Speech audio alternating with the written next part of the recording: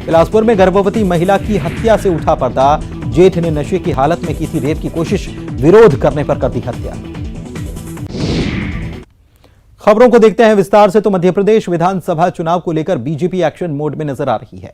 जनजातीय गौरव यात्रा के बाद अब बीजेपी विकास यात्रा निकालने जा रही है, जिसको लेकर सीएम शिवराज सिंह चौहान ने मंत्रियों और अधिकारियों के साथ आज मंथन भी किया।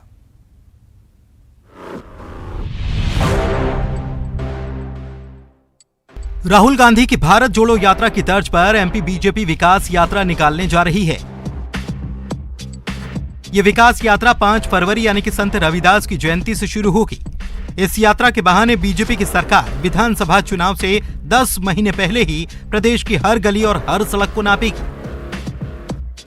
यात्रा की खास बात यह रहेगी कि यात्रा की शुरुआत सूर्योदय से होगी और यात्रा का समापन सूर्यास्त पर हो जाएगा।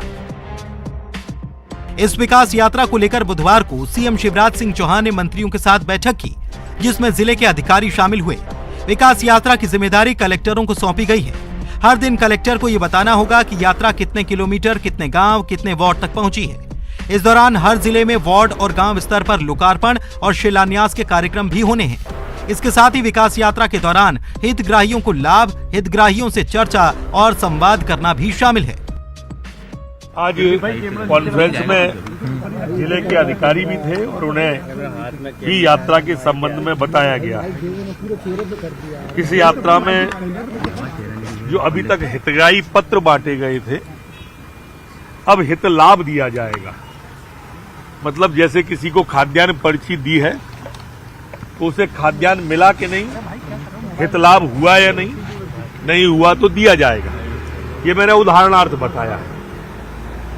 तो ऐसे इन्हीं हितग्राहियों से इस यात्रा में चर्चा भी होगी, संवाद भी होगा। समाज के सभी वर्गों को यात्रा में संवाद होगा।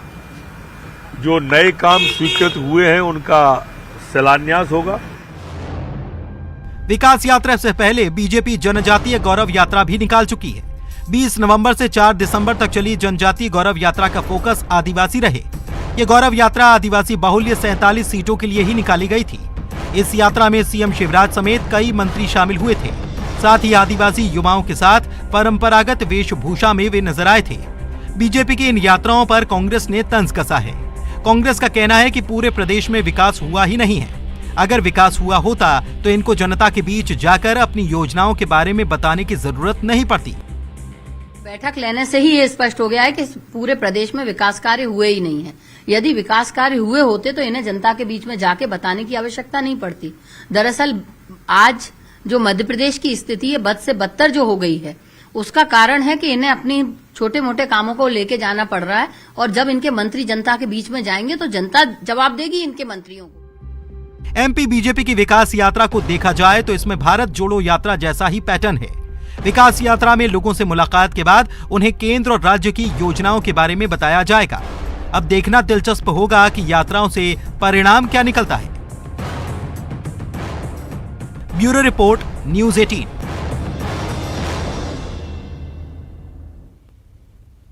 मध्य प्रदेश के बागेश्वर धाम के प्रमुख पंडित धीरेन्द्र शास्त्री से अचानक कुछ विवाद जुड़ चुके हैं, या कहें कि जोड़े गए। अब विवादों पर उनके जवाब आने लगे हैं। लेकिन मध्य प्रदेश चुनावी साल में दाखिल हो गया है, सो नेताओं का रुझान जनता के बीच जाने के बजाय भागवत कथा, राम कथा कराने का ज्यादा नजर आ रहा है। और ऐसे में किसी आयोजन में जब साधु संत या कथावाचक किसी राजनेता या राजनीतिक दल की तारीफ कर दें तो दूसरे दल को तो तकलीफ होना लाजमी सी बात है। यहीं से धर्म में सियासत या सियासत में धर्म की एंट्री हो जाती है। बयानों पर विवाद खड़े होने के बाद बोले बागेश्वर धाम के प्रमुख पंडित धीरेन्द्र शास्त्री। रायपुर में मीडिया से बातचीत में कई मसलों पर साफगोई से जवाब दिया।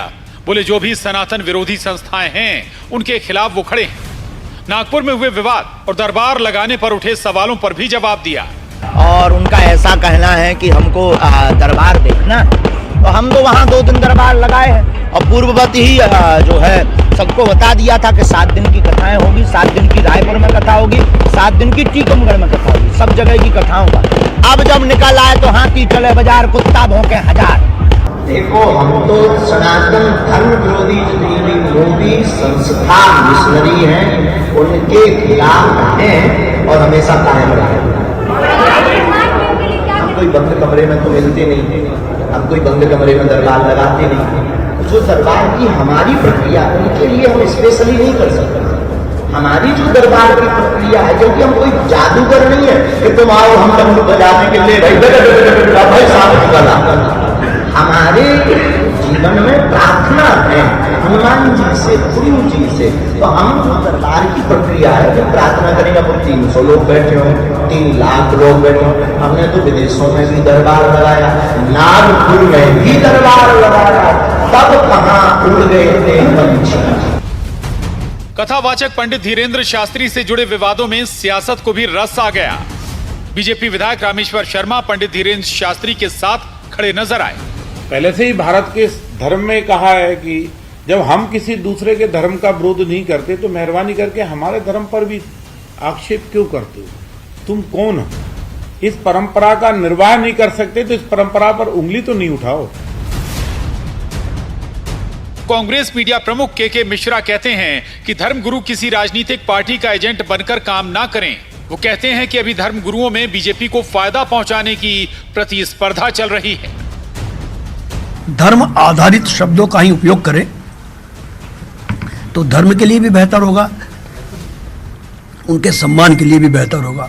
बनिस्बत किसी राजनीतिक दल को लाभ पहुंचाने की ऐसी तमाम उनकी कोशिशें, उस गादी का भी असम्मान है जिस पर वो बैठकर धर्मगुरु कहलाते हैं या पंडित कहलाते हैं। जिस रफ्तार के साथ मध्य प्रदेश के छतरपुर स्थित बागेश्वर धाम के प्रमुख पंडित धीरेंद्र शास्त्री महाराज की ख्याति प्रदेश से बाहर निकल देश विदेश तक पहुंची, उसी तेजी से विवादों का जुड़ना, सवालों का उठना भी शुरू हो गया। सवाल सियासी और गैर सियासी दोनों क्षेत्रों से उठाए गए। आरोप यह भी लगे कि एक दल विशेष को फायदा पहुंचाने की कोशिश की जा रही है। लेकिन सवाल कि कथा वाचन या सनातन धर्म की बात करने से किसी दल को फायदा हो रहा हो तो क्या ये सब रोक देना चाहिए?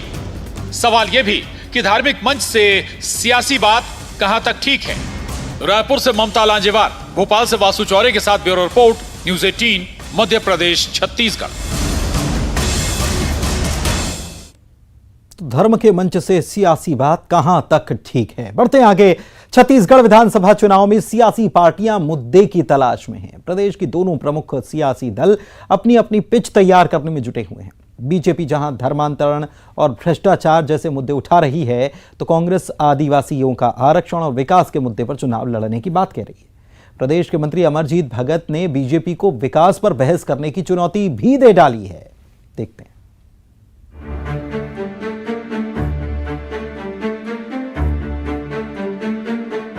छत्तीसगढ़ विधानसभा चुनाव को लेकर सियासी पार्टियां अभी से ही फील्डिंग सजाने में जुट गई हैं। इस कड़ी में कांग्रेस ने बीजेपी को चुनौती दी है कि वो विकास पर बहस करने को तैयार है। प्रदेश के मंत्री अमरजीत भगत ने बीजेपी पर निशाना साधा और कहा कि विकास पर बहस करने के लिए मैं चुनौती देता हूं। साथ ही ये भी कहा कि बीजेपी में झूठ बोलने वालों को बड़ा पद मिलता है। बीजेपी अध्यक्ष अरुण साव झूठ बोलने में माहिर हैं। हमारी सरकार में जनता खुशहाल है। हम विकास के मुद्दे पर विपक्ष से बहस करने को तैयार हैं। कि अरुण साव जैसे सीधे साधे आदमी इस प्रकार का बयान कर रहे थे, इनको लिख करके स्क्रिप्ट दिया गया, झूठ बोलवाया जा रहा है। और बीजेपी में जो ज्यादा झूठ बोलता है, जितना ज्यादा झूठ बोलता है उतना ही बड़ा पद दिया जाता है, ऐसा लगता है। मैं चुनौती देता हूं कि आप इस मुद्दे पे कभी भी आप बहस के लिए आए, हम तैयार हैं। धान खरीदी को लेकर छत्तीसगढ़ की राजनीति गर्म है। बीजेपी और कांग्रेस में श्रेय लेने की होड़ लगी है, लेकिन इस सब के बीच कांग्रेस और बीजेपी नेताओं के बीच जुबानी जंग तेज हो चुकी है। भगत साहब, बस इस प्रश्न का जवाब दे दीजिए, क्या विधानसभा में आप लोगों ने जवाब नहीं दिया कि धान की खरीदी राज्य एक एजेंसी के रूप में करता है? क्या 92 लाख मैट्रिक टन धान से बना हुआ चावल खरीदकर लगभग 22,000 करोड़ रुपए आपको केंद्र नहीं देगा? क्या पिछले 3 वर्षों में इस मद में लगभग 51,000 करोड़ रुपए केंद्र ने आपको नहीं दिए? जो पैसा आपको मिल गया उसे स्वीकार करने की बजाय, मोदी जी को धन्यवाद देने की बजाय, आप फिर से झूठ बोलने आ गए।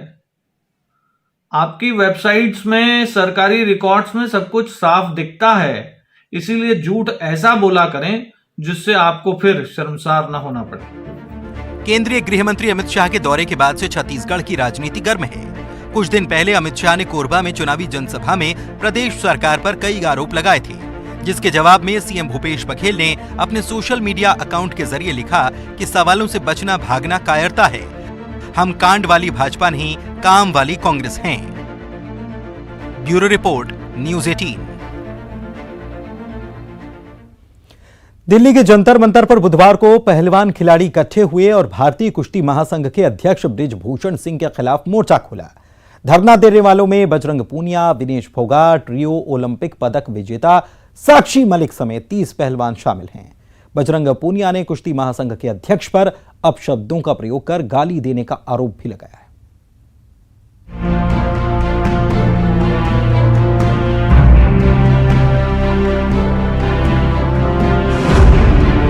इतना मेंटल टॉर्चर हुई थी कि मैं मरने तक स्टेज तक चली गई थी। मैं हर दिन खुदकुशी करने की सोच रही थी। क्या मैं अगर मेरे को कुछ हो जाता, मेरी फैमिली क्या करती, मतलब मेरे बाद कौन जिम्मेदारी लेता है इस चीज की। और मैं आज भी बोल रही हूँ, अगर किसी भी खिलाड़ी को कुछ भी हो गया रेसलिंग में तो प्रेसिडेंट, देश जो हमारे रेसलिंग प्रेसिडेंट है वो जिम्मेदार रहेंगे, हमारी फेडरेशन जिम्मेदार उस चीज की। हम इतना मेंटल टॉर्चर हैं। ये दर्द और आंसू उस खिलाड़ी के हैं जिसने एक नहीं कई बार भारत का मान ऊंचा किया। एशियाई चैंपियनशिप से लेकर कॉमनवेल्थ गेम्स और वर्ल्ड चैंपियनशिप तक रेसलिंग में कामयाबी के झंडे गाड़ने वाली विनेश फोगाट दिल्ली के जंतर मंतर पर अपने आंसू नहीं रोक पाई। वो विनेश फोगाट जिसका मुकाबला करने में विरोधी खिलाड़ियों को डर लगता है, उसे राजधानी दिल्ली में सबके सामने यूं रोता देख देश और दुनिया सन्न है। दरअसल आंसू भले ही विनेश फोगाट की आंखों से गिरे, लेकिन दर्द जंतर मंतर पर मौजूद इन तमाम रेसलिंग खिलाड़ियों का था। टोक्यो ओलंपिक में कांस्य पदक विजेता बजरंग पुनिया और विश्व चैंपियनशिप पदक विजेता विनेश फोगाट समेत देश के दिग्गज रेसलर्स ने रेसलिंग फेडरेशन ऑफ इंडिया पर काफी संगीन आरोप लगाए हैं। यहां तक कि महिला रेसलर्स के यौन उत्पीड़न तक आरोप भी लगाए हैं। रेसलिंग फेडरेशन ऑफ इंडिया के अध्यक्ष बृजभूषण सिंह पर महिला पहलवानों के सेक्सुअल हैरेसमेंट के संगीन आरोप रेसलर्स ने लगाए हैं। जिंदा रहने को कुश्ती है और कुश्ती हमें वो करने नहीं दे रहे हैं। मरने हमारे पास एक ऑप्शन है, मरना है तो मरना है, तो कम से कम भला करके तो मरे। इधर रिसेंटली कुछ हुआ है क्या? इधर कुछ हुआ है क्या जिसकी वजह से? इधर किधर मतलब डेली होता है सर, डेली होता है सर। बहुत जब से अध्यक्ष जी को हम जानते हैं तब से हम यही कहानियां सुन रहे हैं। और मैं बता रही हूँ ना, यहाँ बैठी लड़कियों के साथ भी अगर हुआ है तो उनमें से कोई एक दो तो है ही। हमारा कैंप लखनऊ होता है। हमने बहुत बार रिक्वेस्ट किया कि सर हमारा लखनऊ में कैंप क्यों लगाया जाता है? हमने प्रधानमंत्री जी से लेके हमने खेल मंत्री जी से हमने सबको रिक्वेस्ट करके हमने लेटर भी बना है। वहाँ शोषण इजिली और वहाँ रीच इजिली। कई बार देश का नाम रोशन कर चुके रेसलर बजरंग पुनिया, साक्षी मलिक और विनेश फोगाट ने एक के बाद एक रेसलर फेडरेशन ऑफ इंडिया के अध्यक्ष पर कई गंभीर आरोप लगाए। इन पहलवानों ने न सिर्फ रेसलिंग फेडरेशन के काम करने के पूरे तरीके को कटघरे में खड़ा किया, बल्कि खिलाड़ियों से गाली गलौज और मानसिक प्रताड़ना का भी आरोप लगाया। जो खिलाड़ी बोलता है उसको टॉर्चर किया जाता है, बैन लगा दिया जाता है। हर टूर्नामेंट हर एक महीने में रखा हुआ है और वो खेलना जरूरी है। अगर कोई बच्चा नहीं खेल पाता, क्योंकि सब अपने घर परिवार से इतना मतलब नहीं इन्वेस्ट कर सकते हैं, इतनी दूर दूर टूर्नामेंट होते हैं, और जो नहीं खेलने जाता कोई इंजरी की तरफ बैन कर देते हैं। विनेश फोगाट ने कहा कि खेल में खिलाड़ी के जख्मी होने पर जिम्मेदारी लेना तो दूर, बैन करने की धमकी दी जाती है। विनेश फोगाट ने कहा कि वीएफआई के अध्यक्ष ने टोक्यो ओलंपिक के बाद उन्हें खोटा सिक्का कहा, जिसके बाद उन्हें सुसाइड करने का ख्याल आने लगा। देश का सीना गर्व से ऊंचा करने वाले इन खिलाड़ियों का दर्द लोगों को झकझोर रहा है। जो है वो धरने पर बैठे हैं जंतर मंतर पर फेडरेशन ऑफ इंडिया के खिलाफ। कैसे देख रहे हैं आप, क्योंकि हरियाणा के आप बीजेपी के अध्यक्ष भी हैं? ये जानकारी मिली है बैठने की, लेकिन पूरी जानकारी लेने के बाद प्रतिक्रिया देंगे। सर, उन्होंने हरासमेंट का आरोप है कहीं न कहीं बृजभूषण के ऊपर लगाया है। और अच्छा, अभी पूरी जानकारी मुझे नहीं मिली है, मैंने मीडिया पर ही देखा है अभी, और ये पूरी जानकारी प्राप्त करके बाद में अपनी प्रतिक्रिया देंगे। ये लोग चाहते हैं कि हम ओलंपिक के पदक विजेता हैं, हमारे पास मेडल है, हमारा ट्रायल न कराया जाए। और ज़्यादातर हमको बिना ट्रायल के बाहर भेजा जाए, और ट्रायल कराया भी जाए तो पहले जो नेशनल के मेडलिस्ट हैं उनका ट्रायल कराया जाए, और जब वो 5 कुश्ती 6 कुश्ती 7 कुश्ती लड़ करके आवे तो फाइनल इनका करा दिया जाए। तो ये इन सब चीज़ों से इनको दिक्कत हो रही है, और आज वही गुस्सा जो है इन लोगों का फूटा है, और हमने जो कुछ भी किया है खिलाड़ियों के हित में किया है। बहरहाल यूपी के कैसरगंज से बीजेपी के सांसद और वीएफआई के अध्यक्ष ब्रजभूषण सिंह और फेडरेशन में उनके चहेतों के खिलाफ रेसलर्स ने मोर्चा खोल दिया है। Bureau report, news 18 Delhi. भारतीय क्रिकेट इतिहास में ऐसे कुछ ही खिलाड़ी हैं जिन्होंने वनडे फॉर्मेट में 200 का आंकड़ा पार किया है, और अब युवा शीर्ष क्रम बल्लेबाज शुभमन गिल ने इस स्पेशल क्लब में भी जगह बना ली है। न्यूजीलैंड के खिलाफ पहले वनडे मैच में 208 रन की धमाकेदार पारी खेलकर गिल वनडे क्रिकेट इतिहास में दोहरा शतक बनाने वाले सबसे युवा खिलाड़ी बन चुके हैं।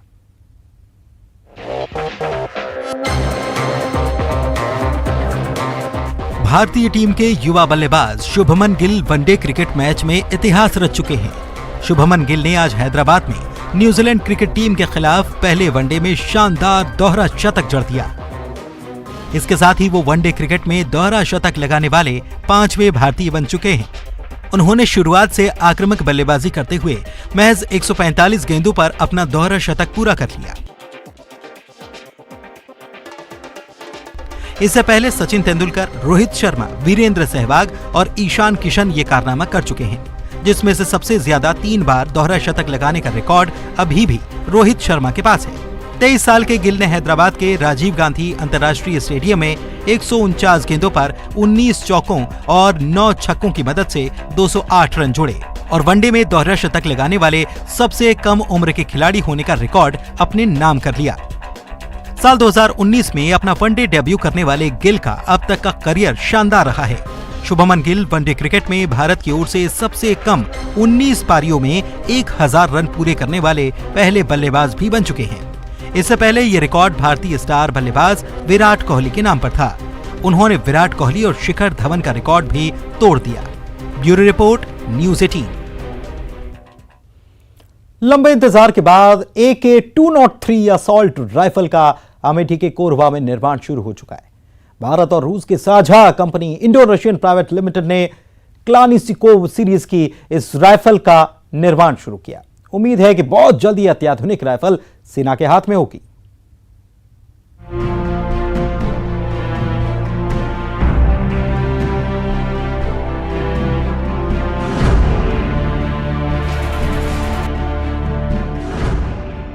भारतीय सेना के जवानों को बहुत जल्द AK-203 असॉल्ट राइफल मिलने वाली है। इस आधुनिक हथियार को भारत और रूस मिलकर बना रहे हैं, और इसका निर्माण यूपी के अमेठी में शुरू हो चुका है। भारत के सैनिकों को जल्द ही AK-203 असॉल्ट राइफल की पहली खेप मिल जाएगी। अमेठी जिले के कोरबा स्थित Indo Russian rifle private limited की निर्माण इकाई ने AK-203 क्लाशनिकोव असॉल्ट राइफल्स का उत्पादन शुरू कर दिया है। रिपोर्ट्स के मुताबिक 5000 AK-203 राइफल्स की पहली खेप इस साल मार्च तक सेना को सौंप दी जाएगी, जबकि अगले 32 महीनों में 70,000 AK-203 राइफल को भारतीय सेना को सौंपा जाएगा। अगले 10 सालों में 6 लाख से ज्यादा AK-203 राइफल्स का निर्माण किया जाएगा। चलिए अब बताते हैं कि कैसी है AK-203 assault rifle. AK-203 assault rifle इस सीरीज की सबसे घातक और आधुनिक राइफल है। AK-203 असॉल्ट राइफल का वजन 3.8 किलोग्राम और लंबाई 705 मिलीमीटर है। AK-203 असॉल्ट राइफल वजन में हल्की है और हर मौसम के लिए कारगर है। AK-203 असॉल्ट राइफल से 1 मिनट में 700 राउंड फायरिंग की जा सकती है। AK-203 असॉल्ट राइफल की रेंज 500 से 800 मीटर है। AK-203 असॉल्ट राइफल की एक मैगजीन में 30 राउंड की फायरिंग की क्षमता है। AK-203 प्रोजेक्ट की घोषणा साल 2018 में की गई थी। कास्टिंग, रॉयल्टी और टेक्नोलॉजी जैसे तमाम मुद्दों को सुलझने के बाद अब Indo Russian rifles private limited के प्लांट में राइफल्स का निर्माण शुरू हो चुका है। उत्तर प्रदेश के अमेठी में कोरबा ऑर्डिनेंस फैक्ट्री में 7.62 mm असॉल्ट राइफल्स की पहली खेप का उत्पादन हुआ है। भारतीय सेना को इसकी डिलीवरी जल्द होगी। इसके साथ ही कारखाने के पास भारत के दूसरे सुरक्षा बलों को भी हथियार मुहैया कराने की क्षमता है। इसके अलावा कंपनी के पास हथियारों को दूसरे देशों को भी निर्यात करने की क्षमता है। Bureau report, news 18।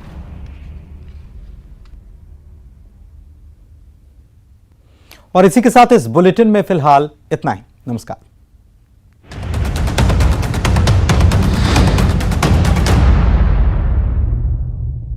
Headlines present